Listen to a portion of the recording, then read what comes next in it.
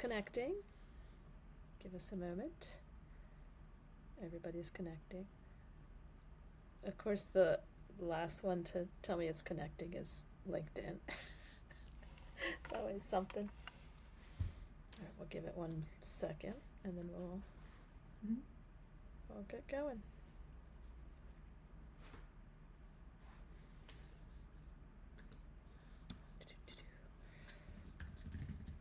Alan, you see that circle too? So, just let you know. He does. Okay, I think we're in. And we're going to get started. Hello, Liz. Can you hear me? Yes. Awesome. I tell everyone who you are and the name of your company. I'm Liz Roesel, and I am the co-founder and president of C-Level Social. C-Level Social does what? So we do social media management for school districts, but specifically for the nutrition programs. So put simply, we work with the lunch ladies. Excellent. I am so excited to hear about that. And we're embarking on what next week is school nutrition week. Tell me about that. So the School Nutrition Association, and I feel like we're hovering around like 55 to 60,000 members. Wow.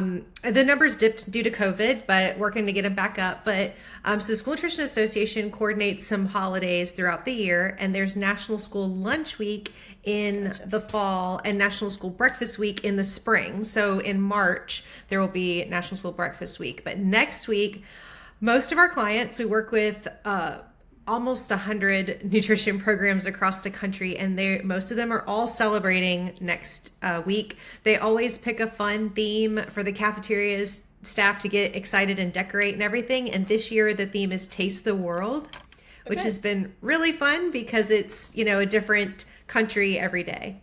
Awesome. Cool. So we're going to get into how you started this business, what you all do, the whole path. And I'm glad we're doing this in the fall because it is kind of back to school season. It's got that, fall back to school, and it's back to school for us here on this live stream. You are a little bit of a test market for me to use a new technology. So let's say good luck. Those of you watching on whichever platform, if we're live, hello. And don't give us a hard time about technology because we're making it work. So thanks for being here. It's almost like, I think I told you earlier, it's like Saturday Night Live started their fall season. And so here we are on the front burner starting fall season. So Liz, you and I met oddly on LinkedIn. You asked for a mastermind, marketing mastermind. And I was like, this sounds great. I think we guessed earlier it was probably 2017 or 18. Yeah. And do you remember sharing that, what you were kind of looking to do? So it's funny you say that we met in 2017 because we've still yet to meet in person after all this time. And I talk to you more than I talk to my extended family. We have once a month, we just check in.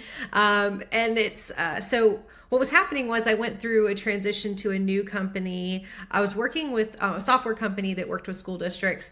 A new company, and I was like, I just need like new fresh ideas, and I immersed myself in the school nutrition world just fine. I can get in there, but like I need to challenge myself as a marketer. So I was like, I love the idea of mastermind meetups and stuff like that. So I was like, let me just throw onto LinkedIn, and who knows how the algorithm did its thing for us, because I was like, let me just see like who would be interested. And it's those kinds of things where you get 20 people say yes, 4 people show up, and then a few months later, it's just me and you, and that's totally fine. It's been that way ever since, of like, let's just check in and like, what are you working on? What am I working on? Like, and with you working with so many restaurants, and it's been really fun to tap into that with you, but then I'm working with people across the country, and you're more local. Like, we get to like, I love that we have some similarities and some differences too.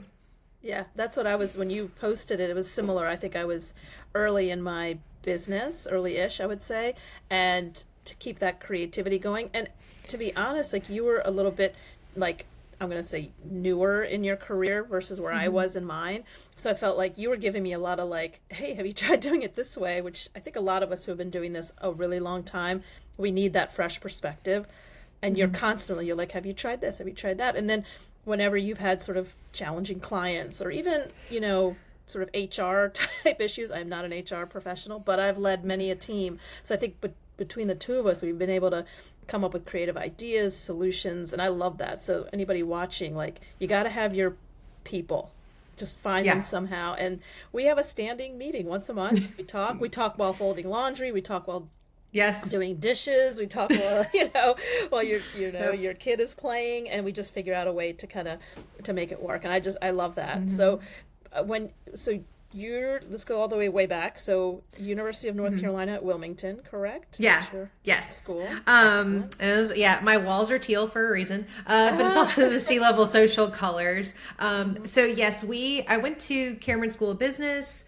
Thought I wanted to do HR, which is funny. You're like, I'm not an HR person. And now I'm like, oof, gosh, I would not want to do that either, but wanted to do HR, but, found marketing because of a job where I was an office manager for a home builder, and I found SEO, and I was so interested in SEO. I thought that was, to me, marketing was in class, in school. I thought marketing was like a lot of guesswork.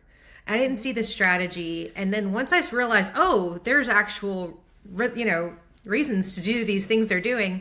So, I eventually found the company that does software for school nutrition programs. So that's how I got interested in or introduced into the industry. But for those watching that are interested in entrepreneurship, this was how I realized where I wanted to start C-level, which I started January 2020. Not a great time to start a company, but I spent 6 years at one company. It was a smaller company. I spent 2 years at their competitor, so significantly larger company, and they had a lot of resources that allowed me to go to more conferences, meet more people, and I built my network just like you. It hit me, two things that are really big and why I started C-level was I had a lot of connections that I had built through networking. When I go to a conference, I do not just go to the expo hall and leave. I am at everything, and my team probably hates it, but I tell them it's worth it in the long run. But I maximize our networking, and then it's maximizing your opportunities. So what happened was the School Nutrition Association had a big national conference, and someone dropped out, couldn't make it to teach a class, and they thought of me and asked me, can you teach a marketing class? And it went over so well. And I had so many people, finding me, being like, can you come teach that class at my state conference and all this? And I was like, this is it. I think I've got something now. Like I've put in the time. So that's what, was like, okay, I can now make this a company. And a big thing too is it's finding a big hole that's not being serviced. For the longest time, we were the only ones doing what we're doing, social media for nutrition programs. I was teaching classes to nutrition directors about how do you create a Facebook page. Right. They don't. What? They don't have the time, and it's not their passion. So I started to get like, why am I teaching them when I could I could actually handle this for them? So. Right. That's amazing. Well, you said two things that stuck out with me. I took a little note here. One is about building the network, right? And seeing those opportunities. That, to me, is so huge. And sometimes even when I'm speaking with like high school, college kids, it's like, they get so like, and I'm like, the network could be anything. It could be your friend's parents. It could be that crazy aunt that shows up at every cookout that you don't know who, she might be the CEO of something that you don't even realize because you just don't see her in that light. So just really knowing that you've got this network. I tap into my network all the time just to ask basic questions or to see, what they're up to, or do they know this person? And honestly, like the algorithm brought you and I together, but it's not going to do 100% of everything for anybody. So you've got to mix it up. And I think that's great from an entrepreneurial starting a business standpoint. Then the other thing you said was finding the hole. Like a lot of times when people do like a business plan or something, they're like, what problem are you solving? You saw it in real time. And these people are trying to create these social media pages, and it's not their area of expertise. It's not what they want to do. And I find that a lot with business owners too, because they're like, well, I have to be on social media. It's like, well, what you have to do is find your audience and find find your audience and find where they are and what they're doing. And, it just, that's what it is. So sometimes I'll say, I'm like, maybe social media is not right for you. Maybe it's not the thing. Or do you have to hire somebody? Like, do we have to figure it out? Because if you hate it so much, you're not going to do it. You're not going to do a good job of it. Exactly. I tell my good friend Stephanie Giannini, I had that same question. She's like, I need all the socials. And I was like, hold on. Like, you don't need all the socials. Like, where's your audience and what are you going to enjoy? Because if you're not going to enjoy it, you won't do it. But my favorite podcaster, marketer, entrepreneur, Pat Flynn, said it best. He said, the riches are in the niches. Like, you don't have to be everything to everyone. And to try to keep it as simple as possible for them. So no, we absolutely love doing, and it was actually kind of fun to find out we had a competitor. We found out a year and a half ago. I was like, well, I want to talk to them. It was very, like my gut was not like, who are they? I was like, I want to know, like, what is he doing? And in fact, we are more, our campaigns and all are very, very, very custom. And from what I've seen, he's actually on the West Coast. I believe he's in like San Diego or something. We're in North Carolina. So it's like, we have this, literal country between us, but I think he does things differently, which is great because it seems like his is more like kind of like, more templates and things like that. And so that might be, it's just one thing I'm learning the hard way as an entrepreneur is not everybody is meant to be a client. Like, that's you need to find out who's going to be a partner for you and help you. We have some customers that come to us with such great ideas. I'm like, thank you, because I'm going to help you. And then we're going to also take this to our other clients. Like, you want a good partner. And so if somebody's, maybe this is not they don't dig C-level social, I'll send them right over there and see what, he has. So it's kind of fun to find out we had a competitor. And I think it's smart to know and to not be threatened. No one's going to do it the C-level social way. I tell this to my clients over and over. Like, there are tons of people that are business consultants, but no one's doing it the way I do it. I do look to see what other people are doing. We share ideas and figure it out, but also I think it's just important to know that there's someone else doing it in a different way. And it's not to copy them. It's not to be like, oh, I have to do it the way he does it. No, it's like, oh, that's cool. They do it this way. We do it our way. And there's room for everybody. I think that's something that, I don't know, I feel like it's like old school business, that there's not room for everyone, that there's only one. It's so not true. It's 100% not true. So anybody that's watching that wants to start a business or is trying to grow their business, it's not about your competition. You got to do what works for you. You got so many nuggets. I got to make sure I write them down so when we repost this I can share them. But how do you discern if a client is right for you all? Like, is there something that you do, or you just kind of figure it out along the way, or? We made lots of mistakes when we first started the company because we were like, yes, we'll take you. Yes, we'll take a client. Because we gotta take them all. and it was COVID, everything shut down and we were like, oh, what do we do now? Like, districts don't want to spend money and all that. So you can't just jump at everything. And what I've done, I will say, like, as far as like our most of our clients come to us from referrals. And so I love being like, oh, and is you gotta also love the industry you serve, is they love to network and they love to talk, which is great, and also keeps you on your toes. You're gonna our reputation is everything, right? So if I've got Emma Ann sent us over to Casey, I'm like, Casey, we know Emma Ann, we got it. It's like we're already friends a little bit. So that's a very nice thing with our specific industry. But, we get people that are interested in will you help us with this industry that's outside of school nutrition a little bit? We do have one client, it's a coaches association. And so for them, it's like, okay, they know.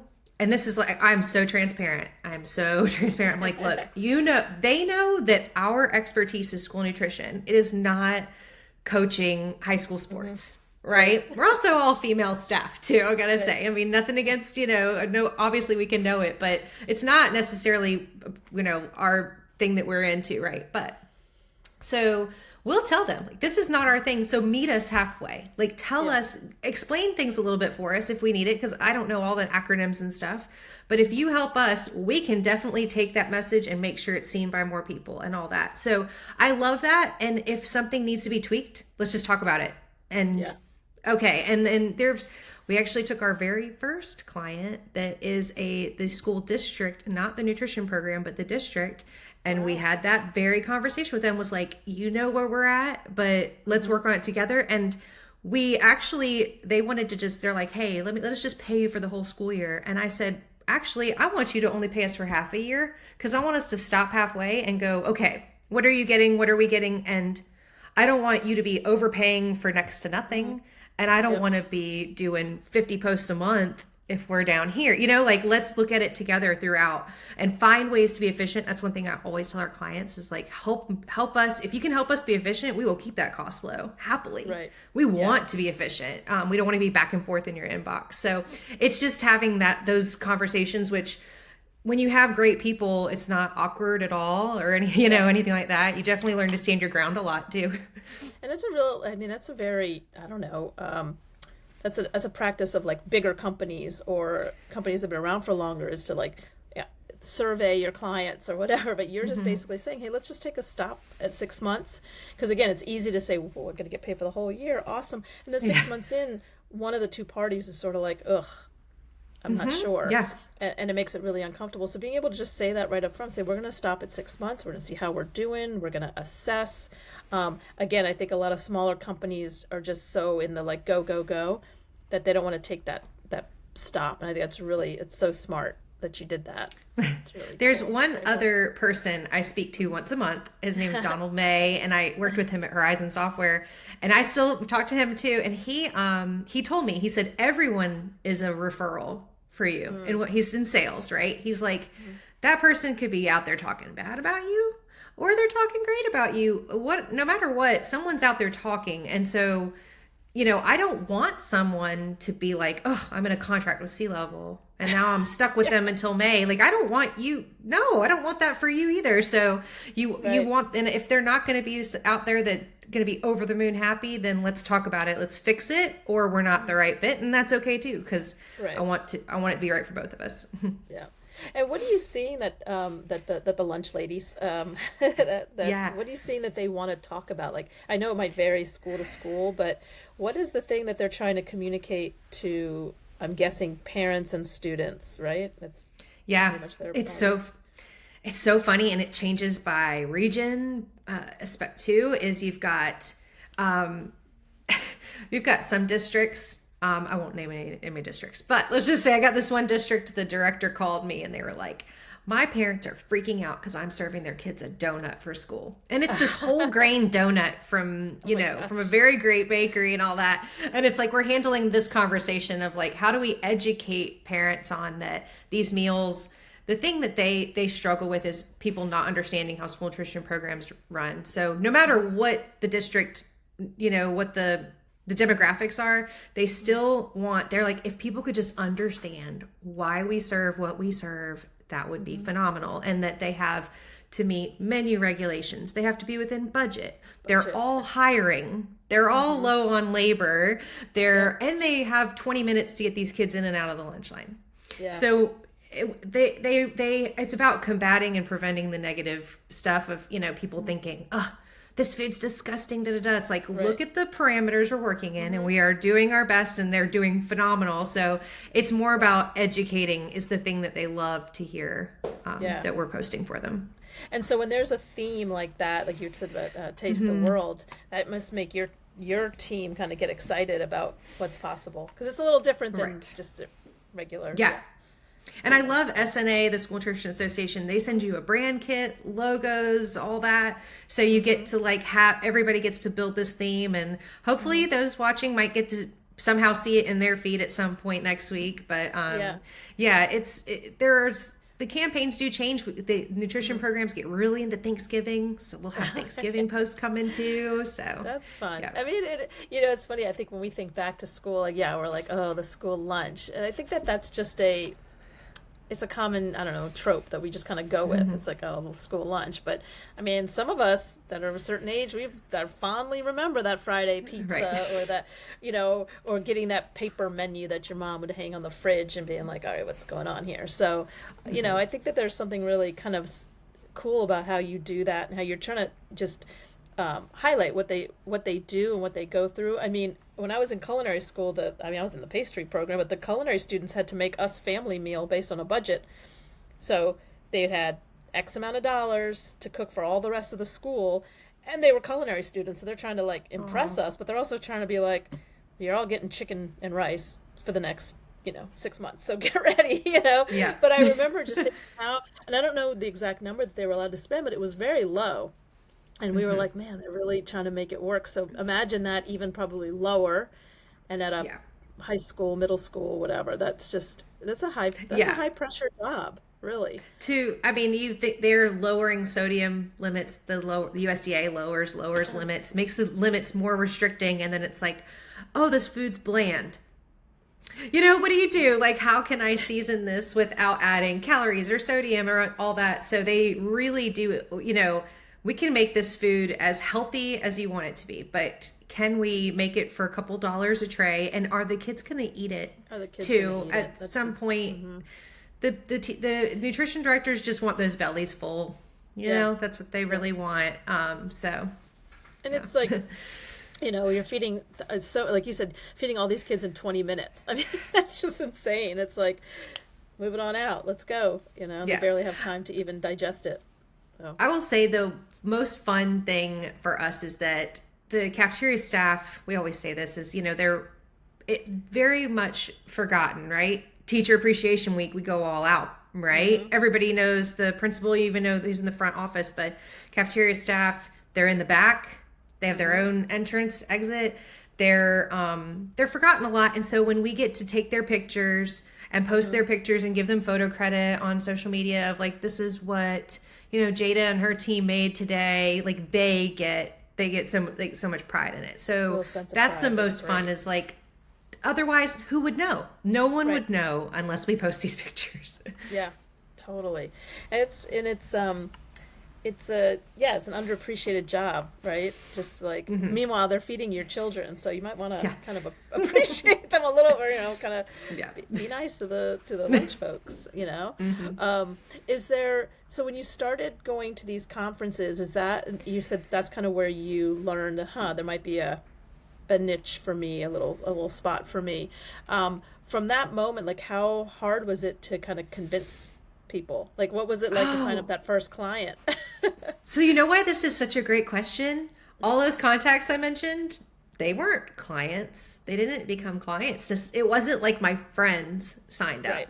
Right. It was still going to the conferences and talking to people and just talking to them like normal, like I'm talking to you right now. It's not about putting on anything. It was going to a conference and then, they just their network and them taking it from there. So, what we did because of COVID, we still call them the original dozen. We have 12 clients that we got, like the Krispy Kreme donuts, like the original dozen. So we have the original. It took us probably like a year to get 12 clients, and then it skyrocketed. But what we've also seen is things will skyrocket and then they plateau, and they go by. For us, for our industry, like if we get a couple happy clients in a particular state. They go within their own network because there's state school nutrition associations. They all get together and they're tight. We get a spike and then it plateaus again. So we currently, like the highest number we have is like 20 school districts in South Carolina. And I believe South Carolina might only have about like 53 districts total. So we've got a significant chunk there. But, I don't know that there's ever a time. One thing that's so great about our clients is we got a spike in Alabama. We went from 1 client to 13 in like a year and a half, all from them. And I will say to those watching that they're paying attention. And what happened was we realized a great problem about growth was we're using templates that we create, these social media templates, and then we're rebranding them. So everything's branded, but they can look very similar. And we were like, oh my gosh, we don't want this district to look like they're copying another district. And what do we do? So I quickly just fire off an email to our Alabama clients and go, oh my gosh, you guys, because of you, we have this problem now of how do we differentiate this? So give us time. We just want you to be aware that like we are aware and we're working on this. And I swear within a day, I got 2 more referrals. Like they shared that. So like just, it's again about being honest with your clients and like they'll take that for you, and don't be afraid to like just completely level with them like that has helped us significantly. But those conferences still are very good to us. Yeah, I think that being transparent like that is huge. It's like, listen, we've got a good problem and we want your help with it. You know, I think that's super fair, and it shows the kind of integrity that you have in your work. I was going to say too, but the conferences, something that I learned from you was that we were talking about giveaways and swag that people get at conferences, and you guys do something. Do you guys still do the designing the logo thing? Sometimes? We did it last year. It was go? So what we did was, I don't want to bring it up and talk about it if you're like, no, it went really well. I don't know that we got a ton of clients from it, but here's something that, again, like when you're the only person doing what you're doing in an industry, you might think everyone's going to come knocking on our door. No, like also they never had to pay for this service ever before. Right. And now we're coming along. They're like, well, why do I have to pay for this? It didn't exist before and I've been fine, you know? But so it's not a guarantee that everybody's going to run to you, right? But we are at this exhibit hall that is, oh my gosh, it's like mind blowing how big it is. Yeah. And major cities, and everyone has free food, and we are there with social media. Like, how do we sell? What's our big draw to bring people into our tiny little 10 by 10 booth when Kellogg's is across the way from me with, we got the Pillsbury Doughboy walking around. Okay. So we, what we did was, if you came by and you filled out a quick form, we would design a logo for you. Yeah. And one thing we like to do when we're at conferences, I hate the post-conference emails because everybody gets a ton. But if they come by, we have team members back home at their computers and they're firing off proposals. So we've had people that it's like a 2-day conference. They'll come by, then the next day they come by and they're like, I already got your proposal. Like they're like, and they love that. I'm like, yeah, we got you. So we did, and what we did was like, there were no extra rounds of, maybe there's like 1 round of edits. Like we're not going back and forth with you. It's a free logo that we designed for you. Come on.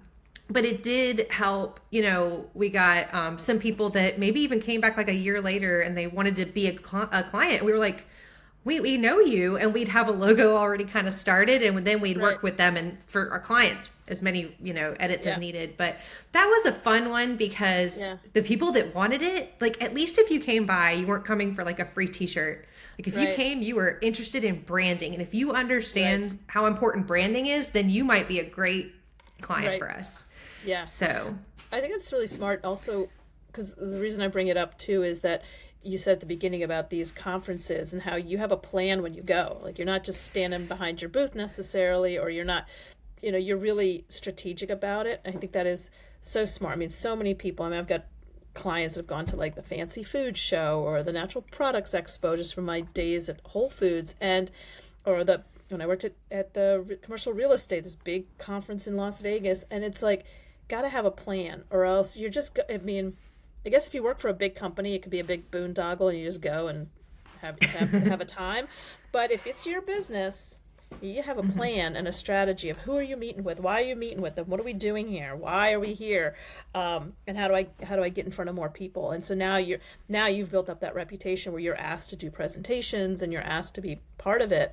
And I think that's just, that's because it can be very expensive, right? You're traveling, multiple people, setting up a booth, bringing the swag if you have it and all that kind of stuff. It's very expensive. So from a marketing standpoint, if you're going to go, you really got to have a plan.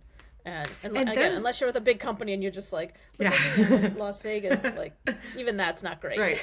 So, and those people that plan these conferences, they're constantly looking for classes and speakers and new topics. So please, I would say highly encourage, have a list of topics you can talk about and throw your hat in the ring. Cause for our industry, and I'm sure it's like with so many conferences, you've got a 30-minute breakout session, an hour education session, or I've done 2-hour pre-cons. And for SNA, they used to do it was like you could get your registration comped if you did a pre-con.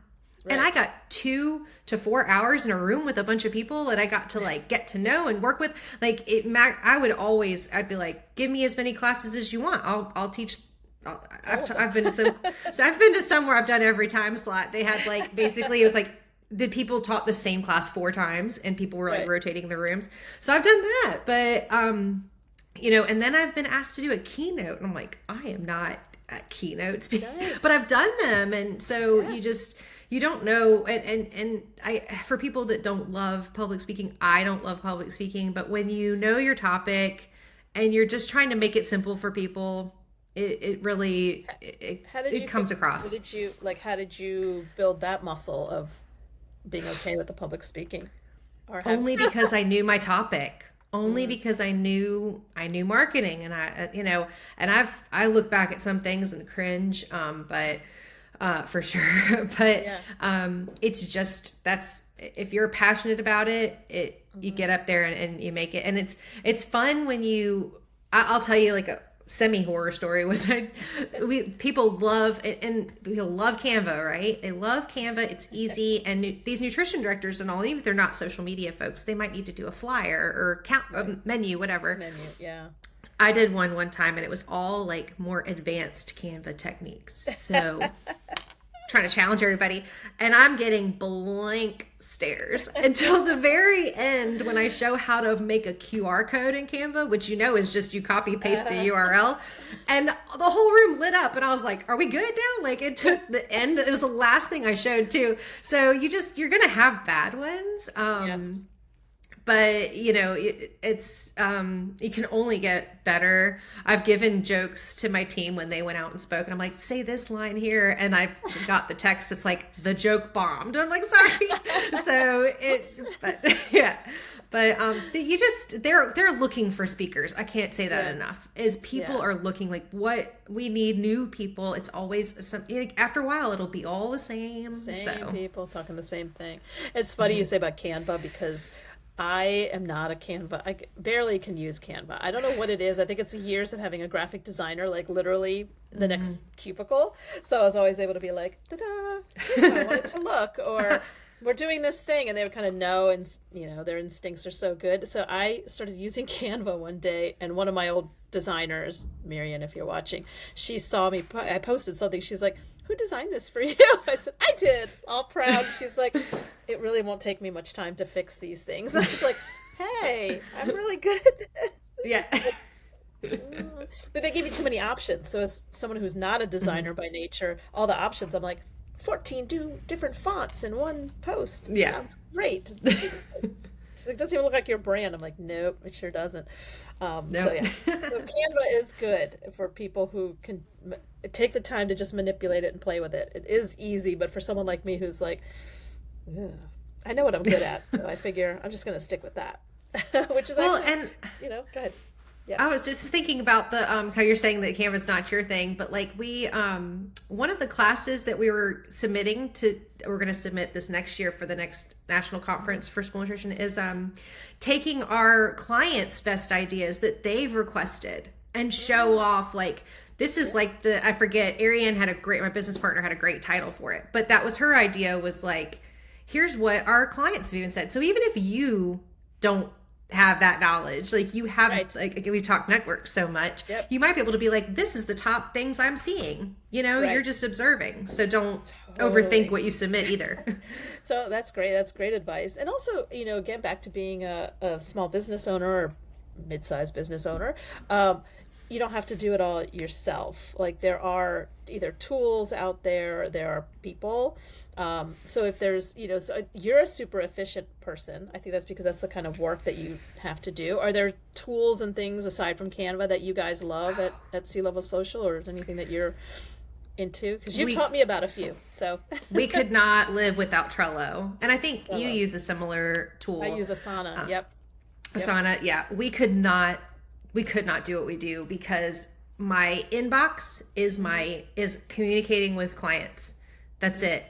We use GChat to talk to each other all day, and then we use Trello to reassign tasks and submit for approval. It's approved. Go ahead and publish it. And we do have quick turnaround. We do not, our clients, if they submit a request, it's published within 2 days and sometimes same day. Most of the time it's same day if it's like custom request. So we could not live without Trello, and now ChatGPT, of course. Yes. But that is 100%. The Trello is your project management tool, and that's the one that keeps everything on track. Yep. And do you find that everybody uses it? Like, again, you're working with people who are like, I remember trying to add these kinds of programs into my corporate jobs, and people would be like, well, no, we've always done it on a Excel spreadsheet. And you're like, okay, but not everybody can see that.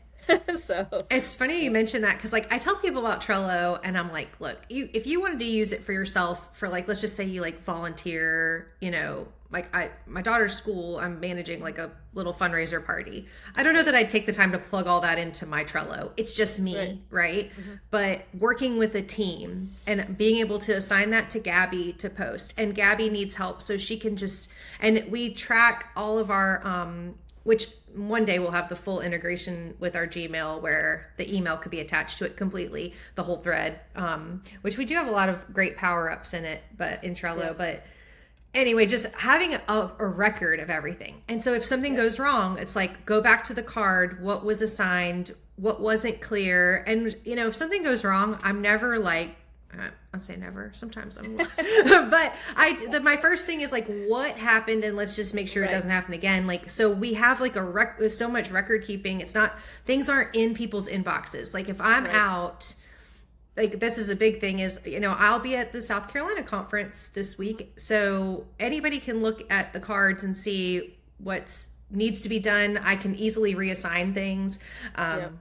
So that's a big reason why we love it. But we have templates. So if somebody, you have a recurring campaign, you've got a card, it exists. We keep all of our cards too. So next year we can go back and look at what we did before.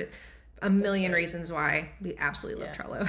I feel like that, again, these are the tools for independent business owners to make things a little easier, just to keep things flowing and keep things going. I think again, there's this like little fear, like I do with Canva. I'm like, I'm going to screw up the design. It's like you got to just get in there and mess around with it and see where it takes you. Or do you feel the same? Like there's something else you just said about Trello, and you said something about ChatGPT. How are you guys using that? The evil of course empire for social. Of course, for social media captions, you're trying to churn out so much so quickly. That's our thing, is like we don't sit on a request it doesn't go in for weeks. We're trying to churn stuff up quickly. And after a while, your brain is fried. So what I like to do is, for example, I told you we have a lot of clients in South Carolina. And I think we ended up with like almost a dozen clients that all opted into the exact same campaign. I do not want every single caption to be the same, or even just 2 captions. So I put ChatGPT, here's 2 captions I wrote. Can you give me 6 more? Like help me so that this doesn't look that way. And so, I definitely, I feel like I keep telling people you can use AI and ChatGPT for good. It doesn't have to be evil, and you don't have to try to trick people. And we're not trying to fool you with a cat that's playing the violin. Although one of the first things I asked it when I got on there was to make me I have to send it to you. Maybe I'll post it with this video. A bird. I need a cartoon of a little blue bird with a jaunty little hat and scarf. I just was messing around. I don't know. It was a Saturday, and it sent me the most cutest little bird. It was like, I'm like, oh, look at me with my first ChatGPT success story is my little bird. Okay. So. Well, since we're talking ChatGPT, I guess sort of embarrassing things is like most of my team now is half my age. There a lot of them are interns at UNCW, and I'm creeping up on. I could be your mom. I'm getting up there, and it's funny like. I got to that. So I said we use GChat. So we have a chat of like each intern with like the leadership team. And then there's individual, of course, there's like a team, but we also have a social chat so that if we just want to like talk about Taylor Swift's new album, whatever, like we can just do that. So, cause we're all remote and you feel, so I was so pumped to go to social chat and tell them that I had ChatGPT create a cleaning calendar for me so that I could I even told it, I was like, on these days I have more time. Give me 2-hour project I could do on these days. And what's like a 15-minute thing I could do? And I'm like so proud of it. And they were talking about, oh gosh, I'm blanking. It might have been Dancing with the Stars or something. But I was like, we're talking about different things. We lead different lives. Like, it's just not, they were not talking about a calendar. Listen, Liz, it sneaks up on you. You don't even realize it's happening to you. The same thing with the birds. I think because when you get to my age, all of a sudden you're interested in birds all the time. I never gave a shit about the birds. And now I'm like, oh, that's a twin-tailed blasi Now you blonde. know. Like, so that's probably why I asked it to make me a bird. And you're asking it to do cleaning schedules. I mean, it is... Yeah, it's going to be something. So I'm very glad. Well, I did one of my blogs a couple months ago. I think I shared it with you specifically. Was about the terrible AI sales pitches I was getting. AI generated sales pitches, and they were it's just so bad. I mean, people are being fooled by those bunnies on the trampoline.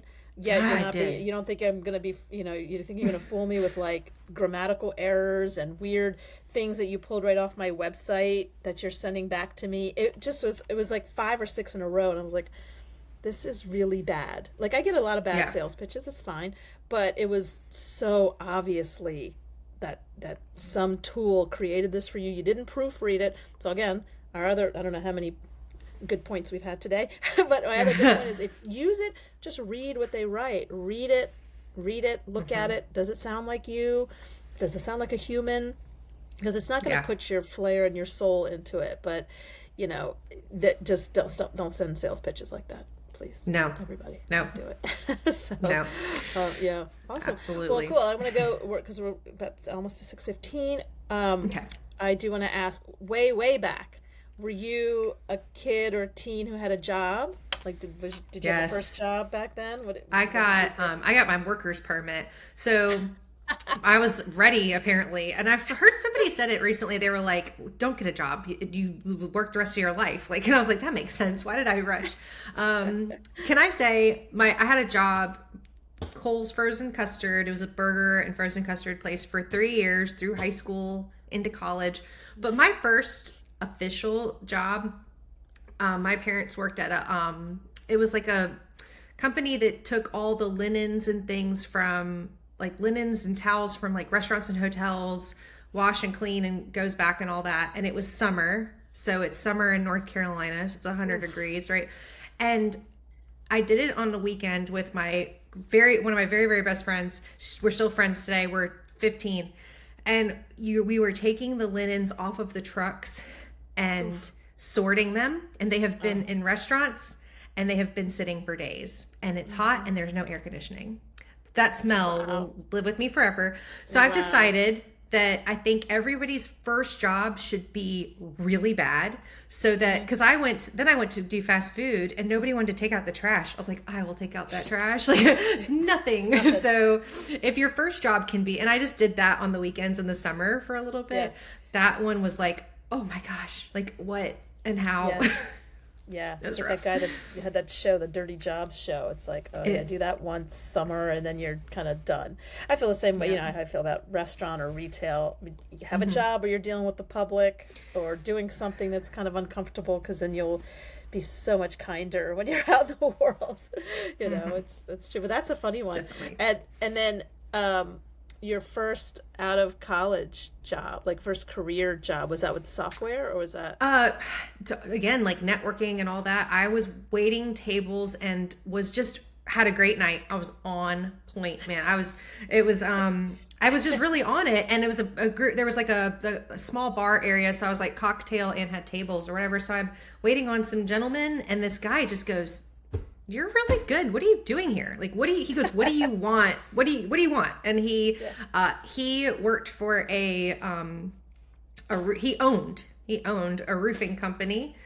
And I said, I want to do HR. And he connected me with an HR firm who they were like, we have nothing. They actually brought me in and talked to me. It was very kind of them, but they said, we don't have anything for you, but this guy just talks so highly of you. And then they said, you would be stuffing envelopes. They still, so nice, kind of them. They still took me out to lunch. And over that lunch, they go, hey, isn't Mark and Meredith need a replacement for their office manager for a home builder? So it was Mark Johnson Custom Homes.